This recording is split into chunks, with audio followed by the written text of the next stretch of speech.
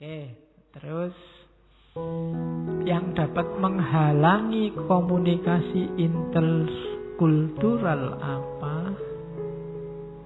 Ini bukan berarti harus dihilangkan atau nggak dibahas. Kayak saya bilang di awal, hal-hal ini harus dihati-hati. Perbedaan agama, perbedaan ras, etnis, suku, perbedaan pendidikan, perbedaan status, perbedaan umur, perbedaan gender, perbedaan ekonomi, perbedaan kemampuan individu. Kita berkomunikasi dengan siapapun, coba dicek unsur-unsur itu karena menentukan dalam komunikasi. Akan lebih enak kalau kamu ngerti status-status perbedaan tadi, kemudian kamu menyikapinya pas. Dia agamanya apa? Kalau jelas agama apa kan jangan sampai kemudian kamu menyakiti kepercayaannya. Dia rasnya apa? Punya kebiasaan apa? Karena ras yang berbeda kan kebiasaannya berbeda. Orang Indonesia misalnya kan punya banyak kebiasaan yang mungkin bagi orang luar Indonesia aneh. Nasi misalnya, kita kan 3 kali sehari yang dimakan nasi, sementara kalau di luar kan enggak. Kita kalau enggak ada nasi kan kayak belum makan. Meskipun sudah roti, sudah macam-macam, tapi belum nasi kok. Nah, itu kan orang luar heran sama orang Indonesia gitu. Nah, itu kan kebiasaan-kebiasaan. Atau orang Jepang itu kalau terima kasih kan pakai bungkuk, bahkan bolak-balik, itu kan kamu heran, bisa begitu ya. Cuma itu budaya di sana memang begitu. Atau apa? Korea, Jepang, Cina, kalau makan mie kan pakai suara itu diseruput-seruput. Itu kan kamu kan sering anggapnya tidak sopan masa makan ada suaranya. Atau mungkin masyarakat budaya tertentu kadang-kadang memang sengaja memperlihatkan sendawa, gelegean. Bagi kita mungkin tidak sopan, tapi dalam budaya tertentu habis dikasih makan kadang-kadang malah harus pura-pura bersendawa biar kelihatan puas. Jadi gitu kan kamu enggak sopan, tapi di budaya yang lain itu sopan. Dalam budaya tertentu kalau kamu disuguhin harus habis. Kalau enggak habis tuan rumahnya tersinggung, dianggap suguhannya enggak enak. Tapi di budaya yang lain jangan dihabiskan. Kalau dihabiskan tuan rumahnya bisa geleng-geleng kepala, wah iki tamune ngeragas iki. Itu kan budayanya berbeda. Saya pernah bertamu ke rumah zaman mahasiswa itu, ke rumah teman. Karena jauh dan haus, tuan rumahnya baru ngeluarin minumannya es degan lagi. Terus dia balik lagi ngambil jajan. Begitu dia keluar membawa jajan, mempersilahkan, oh, silakan, oh sudah habis gitu. Sebelum dipersilahkan habis duluan. Oke, itu mesti tuan rumahnya senang itu.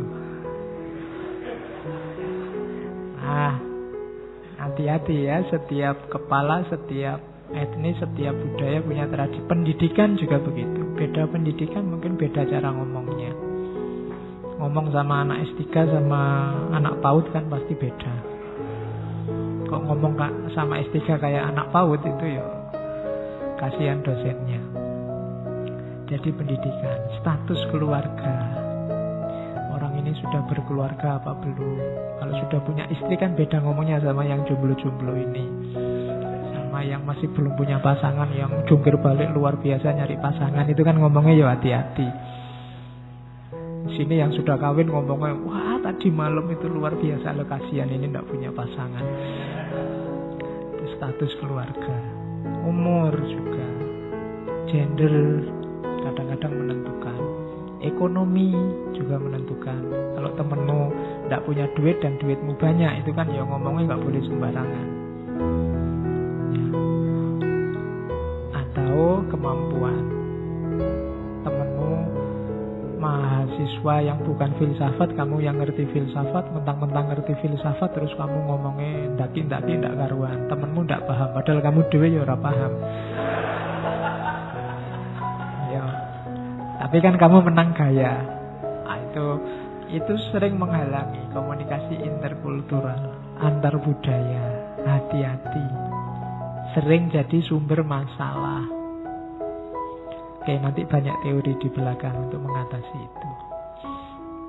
Oke, sebelum mengatasi problem harus diingat bahwa pandangan hidup, perspektif hidup setiap orang menentukan. Harus dimaklumi.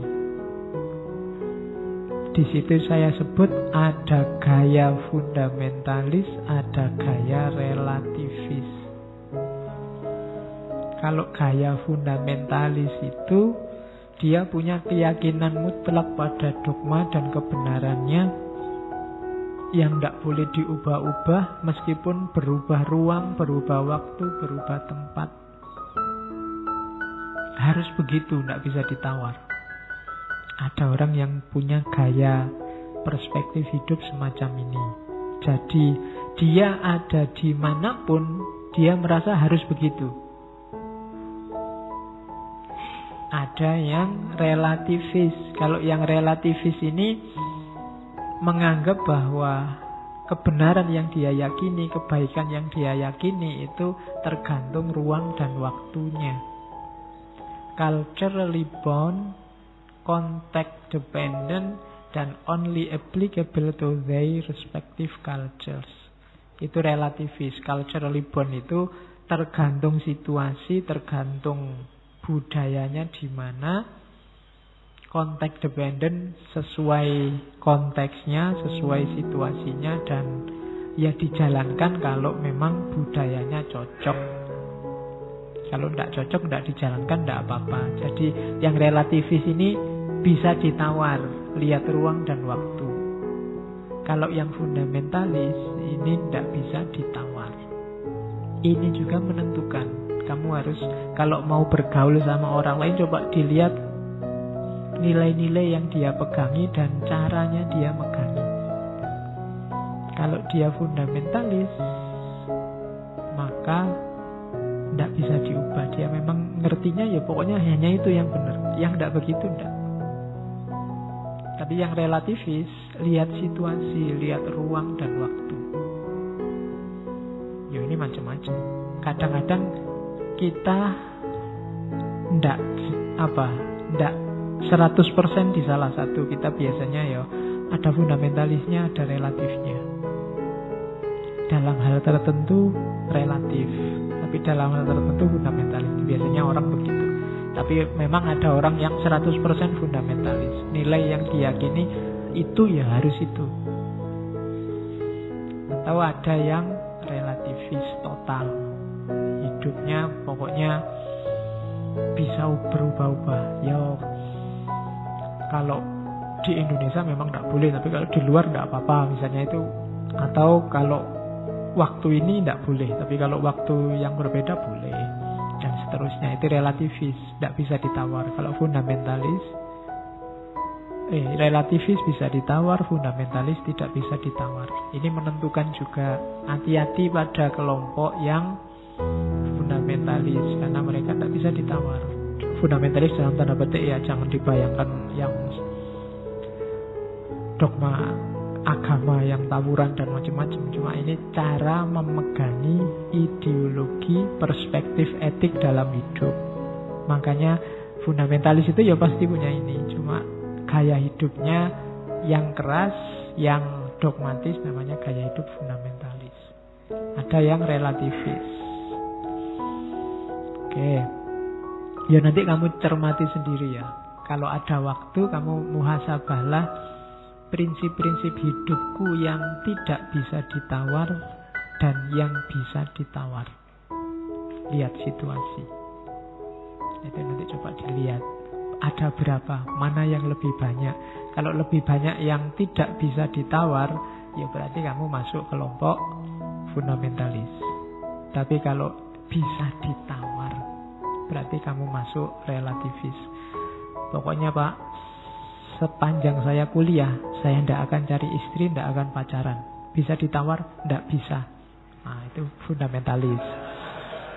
Tapi kalau sepanjang saya kuliah, saya tidak akan pacaran. Bisa ditawar? Bisa Pak, lihat situasi. Itu namanya relativis. Cara mikirnya ngono. Oke. Ada yang relatifnya terpaksa.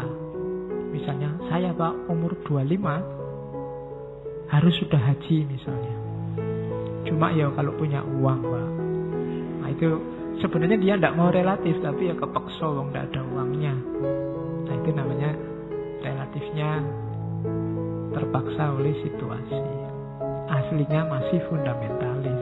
Kalau memang ada uang, saya ya naik haji umur 25 misalnya. Meskipun sekarang kelihatannya agak tidak mungkin. Kalau kamu niat sekarang ingin naik haji umur 25, itu agak susah. Kecuali kamu punya uang sangat banyak. Karena ngantri haji sekarang hampir 30 tahun. Jadi kalau kamu daftar sekarang ya kamu mungkin berangkatnya nanti umur-umur 50 sekian. Itu kalau sekarang kamu punya uang terus daftar. Tapi kalau daftarnya masih 10 tahun lagi ya besok umur 60, mungkin 60, 70 kamu naik haji. Oke. Terus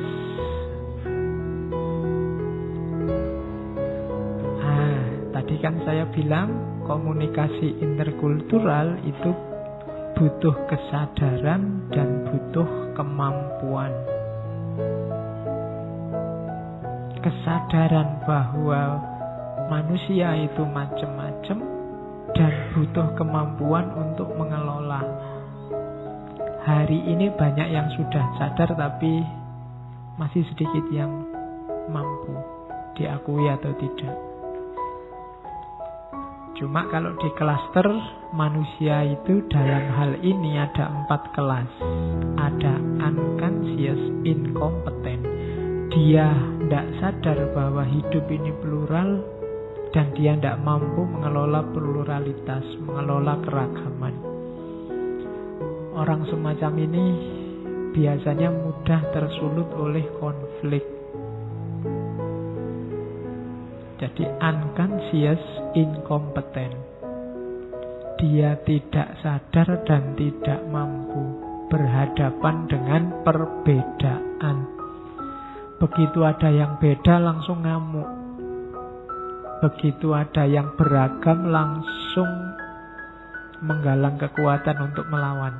Itu unconscious incompetent. Tidak sadar bahwa perbedaan itu pasti dan inkompeten. Ya kalau tidak sadar itu kan ya kemungkinannya nanti inkompeten, wong dia tidak tahu.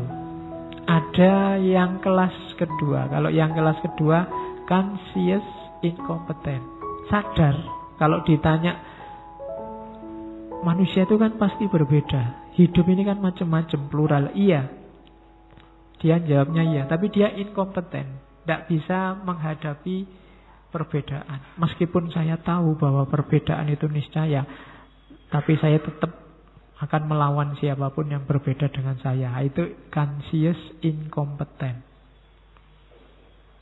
Aku ngerti bahwa su'uba wa qabaila, bahwa waja'alnakum sir'atan wa minhaja. Tapi tetap saja begitu ada yang beda dengan dirinya, dia ngamuk-ngamuk. Itu namanya conscious incompetent. Tahu dia bahwa ada keragaman, sadar dia, cuma dia inkompeten. Orang semacam ini harus dilatih biar mampu menghadapi perbedaan. Makanya ada pendidikan multikultural. Itu dalam rangka apa? Menanamkan kompetensi biar orang mampu menghadapi perbedaan. Yang paling bagus yang ketiga, conscious competent. Yo ngerti, yo mampu. Kalau ini nggak perlu dijelaskan lagi. Ini yang harus memandu yang lain. Ya sadar, ya mampu menghadapi perbedaan. Ada lagi yang unik, yang nomor 4, unconscious competent. Orang ini sebenarnya bisa menghadapi perbedaan, cuma dia tidak sadar. Jadi orang ini tidak tahu kalau keragaman itu sesuatu yang mungkin saja terjadi atau dia tidak sadar. Kalau dia sadar, dia bisa mengelola. Cuma karena nggak sadar, pengetahuannya, keterampilannya tidak bermanfaat. Karena dia tidak sadar. Mungkin adalah, mungkin ya ustadz, apa guru, apa dosen yang sebenarnya dia mampu kalau mau. Cuma dia unconscious, tidak sadar bahwa dia mampu. Kayak kata-katanya Ghazali itu loh. Orang yang tidak tahu bahwa dirinya tahu. Loh, kamu itu sudah pintar filsafat loh, ini kamu tidak ngerti aja. Nah misalnya, ini kayak orang tidur. Dia harus dibangunkan. Ingatkan dia loh, sampean mampu. Nah itu jenis keempat.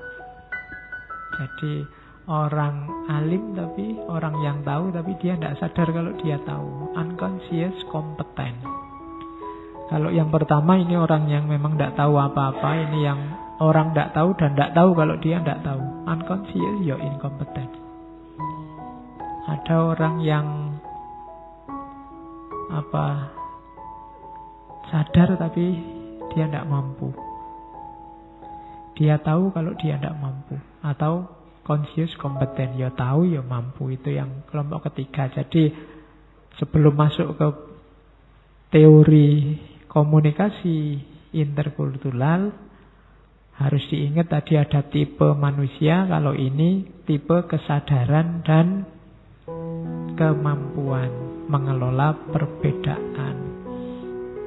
Oke. Ini loh yang harus kamu lakukan kalau berhadapan dengan budaya yang berbeda. Menghormati, mengkonfirmasi, menikmati, dan mengkritisi. Ya ndak cuma menghormati tok. Kalau menghormati tok itu jatuhnya cuma toleran. Toleran itu bagus, menghormati itu bagus, cuma jangan berhenti di menghormati. Karena menghormati saja itu sifatnya pasif. Toleran itu bagus, tapi tetap harus ada konfirmasi, ada menikmati dan ada mengkritisi. Misalnya, Pawis, ada temenmu tiap malam begadang terus, subuhnya mesti jam 8:30 misalnya. Loh, kamu kan secara teori toleran, ya monggo. Kamu kan punya budaya yang berbeda-beda sama budayaku, jadi saya toleransi budayamu. Loh, itu menghormati budayanya dia, iya, tapi kan apa iya terus begitu. Kamu punya teman misalnya tiap hari bohong, wah saya maklumi, saya toleransi bahwa kamu punya budaya bohong. Kan tidak bisa begitu. Jadi toleran itu ya bagus, dia jadi alasnya, tapi jangan berhenti di toleran. Karena berhenti di toleran itu kapan-kapan jadi bom waktu. Iyalah, mungkin punya tetangga yang beribadahnya tiap hari Minggu. Jadi setiap hari Minggu misalnya dia tidak bisa ikut kerja bakti. Kamu toleran, ya biar aja Minggu dia tidak usah ikut kerja bakti. Ini kan toleran, menghormati. Tapi jangan berhenti di situ, harus ada konfirmasi, menikmati, bila perlu diskusi. Lah mosok dia tidak ikut kerja bakti terus, kontribusinya apa pada dunia sosial? Lah itu kan harus dirembuk lagi, nggak bisa kamu cuma ya sudah toleran selesai. Hal yang sama mungkin bagi yang non-muslim, di luar muslim, berhadapan dengan toanya masjid, berhadapan dengan itu, mereka wajib menghormati, tapi jangan berhenti di situ. Harus ada rundingan lanjutan, kesepakatan lanjutan, dikonfirmasi. Saya kalau adzan ya harus keras, kalau adzan pelan-pelan, lah yang datang ke masjid siapa? Oh iya, saya maklum, tapi tolong ya. Itu namanya mengkonfirmasi. Jadi kalau ada perbedaan, iya, pertama-tama kita hormati, tapi terus dikonfirmasi. Kalau sudah dikonfirmasi kan ini sudah namanya mutual understanding. Sama-sama paham, baru bisa menikmati. Harus dinikmati. Hidup bersama kalau tidak ada aspek menikmati, sengsara kamu. Kamu merasa berkorban terus. Saya sudah ngalah ini tiap minggu kerja bakti. Loh, kamu merasa berkorban terus. Saya sudah ngalah ini, tidurku terganggu terus. Loh, tidak bisa menikmati. Kenapa tadi langkahnya berhentinya di menghormati, di toleran. Toleran bagus, tapi itu step awal. Setelah itu tolong saling dipahami, dikonfirmasi sambil kalau sudah berarti bisa menikmati. Jadi hidup bersama harus begitu. Ya kayak ini kan mungkin ada yang ngajinya baru-baru ini, bulan-bulan ini apa bulan-bulan kemarin. Begitu masuk ke sini situasinya kan mungkin kamu baru kayak gini lah. Awalnya kan iyalah manut aja model ngajinya kayak gitu. Tapi kan terus jangan berhenti di situ, dikonfirmasi. Kenapa sih kok tidak ada tanya jawabnya, kamu konfirmasi. Apa alasannya tidak ada tanya jawab? Ada, itu dikonfirmasi namanya. Karena kalau kamu tidak melangkah ke situ, kamu akan gelisah terus, tidak bisa menikmati ngajinya. Begitu kamu paham, ada mutual understanding. Oh, kalau dasarnya itu cocok lah, saya juga setuju. Baru bisa menikmati. Cuma ada langkah terakhir. Mutual understanding kita, saling memahami juga, sebenarnya bukan babak final. Masih ada step terakhir yang mungkin dilakukan. Karena apa? Yang kita anggap benar, yang sama-sama kita anggap baik, bisa jadi juga tidak baik, tidak 100% pas. Maka perlu ada mengkritisi, memberi masukan. Watawasau bil haqqi watawasau bis sabr, itu mengkritisi. Iya ya, Mbok kerja baktinya diganti, ndak minggu pagi. Kalau minggu pagi kan saya ndak bisa. Enaknya gitu. Mbok tata suara masjidnya dibikin yang lebih enak, yang nggak menyakiti telinga, yang itu mengkritisi biar lebih baik. Jadi hormat, saling memahami, terus saling menikmati dan saling memperbaiki. Kalau hidup bersama bisa menggunakan 4 rumus ini, kita nyaman. Kalau hormat saja tidak bisa, tidak mungkin saling mengkonfirmasi. Tidak mungkin apalagi menikmati, apalagi mengkritisi. Kalau menghormati belum kok mengkritisi, tawuran. Itu yang selama ini terjadi. Jadi harus toleran, Pak. Iya, harus toleran. Cuma jangan berhenti di toleransi. Jangan berhenti di menghormati. Harus ada langkah lanjutannya.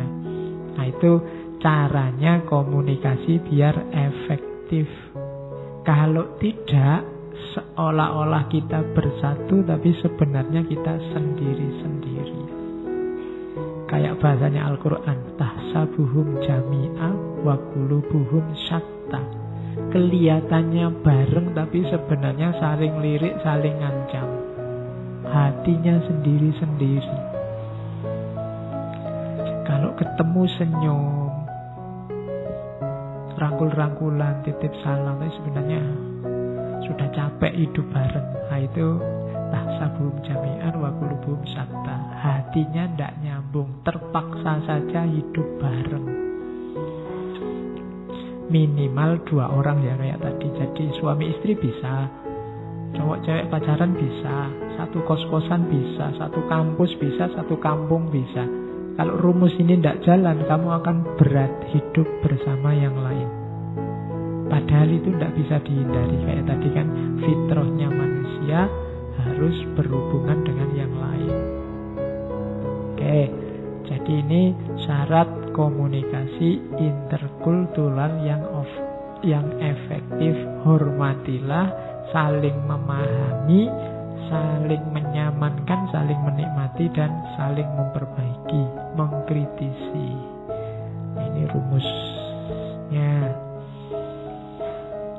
Oke, terus untuk punya kompetensi, punya kemampuan, kayak tadi ya, sadar dan mampu. Untuk mampu biasanya ada step-stepnya. Mampu secara kultur, namanya cultural competence. Yang pertama, kamu harus ada di level cultural awareness, kesadaran kultural. Ini penting. Banyak orang yang misalnya, Pak, saya mau ikut dialog antar agama. Misalnya, antar agama apa aja? Islam, Kristen, Hindu. Kamu mewakili apa? Islam, Pak. Kamu sudah ngerti tentang Islam? Belum, Pak. Yo, dialog. Yo, kamu ngerti dulu agamamu, baru dialog. Lah, mendialogkan apa kalau kamu nggak ngerti? Gitu loh. Adanya perbedaan karena orang sadar siapa dirinya dan orang lain sadar siapa mereka, terus ada perbedaan. Kalau tidak saling sadar ya tidak bisa disebut beda. Namanya cultural awareness. Siapa aku, siapa kamu. Who am I dan who are you, atau who are they, atau who is he. Siapa dia. Saya sering bilang, orang yang identitasnya jelas itu lebih enak diajak bergaul daripada orang yang tidak jelas siapa dia. Kadang-kadang ada kan temen yang, ya nyuwun sewu, kadang-kadang gini, Mas, NU apa Muhammadiyah, Mas? Aku sembarang, Mas. NU yora, Muhammadiyah yora. Susah nih itu. NU ya boleh, Muhammadiyah juga boleh. Itu kan susah kita bersikap. Tidak apa-apa kok kalau kamu ngomong, ya saya NU, oh kalau saya Muhammadiyah, kan biasa aja. Bukan sesuatu yang jelek kok. Ya kayak tadi loh, Pak, saya ngaji saja, ya apik. Pak, saya nonton bola saja, ya apik. Jelas. Tidak apa-apa. Ketika identitas jelas, ngaturnya kan enak. Oh sampean NU, waduh, saya kalau subuh ndak kunut ya, berarti gimana ini enaknya sholat subuh kita? Dewe-dewe wayo ben cepet. Ya. Kalau jamaah lama, selak ngantuk. Itu cultural awareness, kesadaran kultural. Karena apalagi subuh ya, subuh itu kan apalagi imamnya pinter itu, wah suwi mesti. Kamu ngantuk-ngantuk ndak selesai-selesai sholatnya. Saya pernah sholat jamaah subuh yang ngantuk imamnya. Itu kesengsaraan tersendiri karena waktunya tahiyat akhir, imamnya ketiduran. Susah itu karena ditunggu lama-lama, imamnya mantep sekali, tidak salam-salam. Lama. Kita sudah nunggu lama, tiba-tiba imamnya noleh, oh mohon maaf ya saya batal. Kita sudah nunggu lama, ternyata mohon maaf batal. Oke, ya. Terus kok tiba-tiba ke sana. Jadi yang pertama harus jelas identitasmu, cultural awareness. Saya orang Jawa loh Pak, lo kamu harus ngerti kejawaan itu apa. Sehingga ketika bergaul dengan budaya lain, kamu bisa menempatkan diri, memposisikan diri.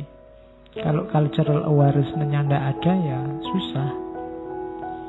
Harusnya kamu tersinggung, kamu malah senang. Harusnya kamu tegas, kamu malah leda-lede. Harus ada cultural awareness. Identitas dibangun dulu.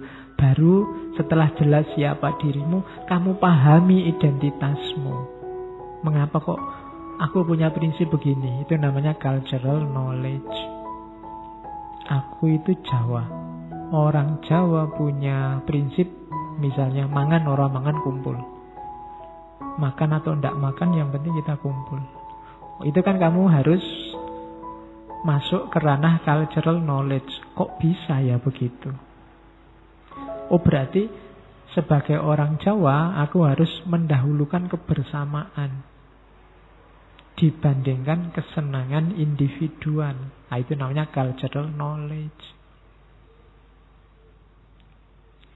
Jadi bukan kok mangan orang mangan kumpul itu ya berarti orang Jawa itu kalau makan sukanya bareng-bareng, bukan itu. Atau orang Jawa itu pantas orang Jawa itu susah kaya, masalahnya ya mangan orang mangan kumpul, tidak begitu. Kamu harus masuk ke ranah cultural knowledge, dipahami siapa kamu. Itu cultural knowledge. Terus boleh juga dievaluasi. Kira-kira pepatah itu pas untuk situasi apa, tidak pas untuk situasi apa. Orang Jawa itu mendahulukan mengalah. Nah, ini orang itu harus ngalah terus apa ada waktu-waktu ya dia jangan ngalah. Kalau dia ngalah ya tidak pas. Itu cultural knowledge. Misalnya sepak bola, saya orang Jawa Pak. Orang Jawa itu mengutamakan ngalah. Jadi makanya Indonesia susah menang kalau sepak bola, karena itu tadi cultural awareness-nya iya, cuma cultural knowledge-nya perlu diperbaiki. Jadi tidak sekedar kamu sadar bahwa orang Jawa itu mengutamakan mengalah, tidak mau menang-menangan, tapi itu ada ruang dan waktunya. Ruang dan waktu itulah butuh cultural knowledge, butuh pengetahuan. Nah, setelah itu baru mempertimbangkan yang lain, cultural sensitivity. Iya sih, kalau dulu sih Jawa ya ketemunya orang Jawa saja. Sekarang di Jawa ada macam-macam budaya lain. Aku harus kukuh begini atau bisa berubah budayaku sekarang. Itu cultural sensitivity.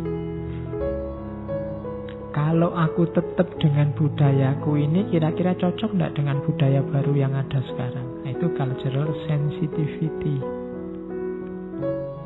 Mulai bertemu, mempertemukan diri dengan budaya yang lain.